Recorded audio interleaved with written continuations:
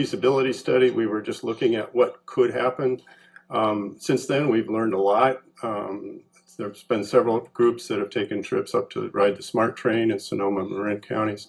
One thing you'll notice when you get up there and you look at their schedule, they don't run every half hour all day long. There's blank spots mid-morning and mid-afternoon, and I think they have 14 trains a day in each direction, so that's 28 total.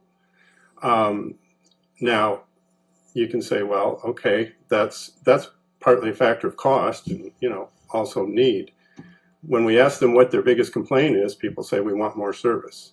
So, I think what you do is you start with baby steps. You try and serve the peak periods in the morning and the afternoon.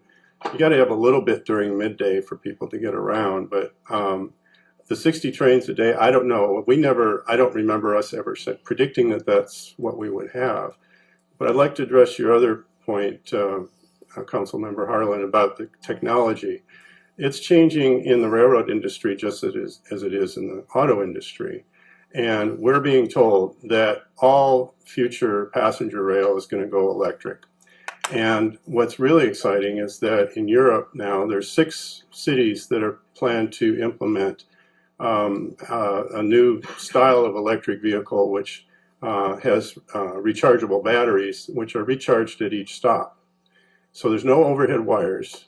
They're very quiet. They run with electric motors, and they're basically very, very quiet. So yes, we did use the cost figures for diesel because that was currently available, and I think the cost figures that were cited for electric are including all the overhead catenary wire, which is very expensive to put in, for sure. So as an electrician, I think, Mr. Mayor, I think you appreciate combination of more efficient batteries with supercapacitors working together. This is what they're using. And I just read last week that the company's got 6 orders.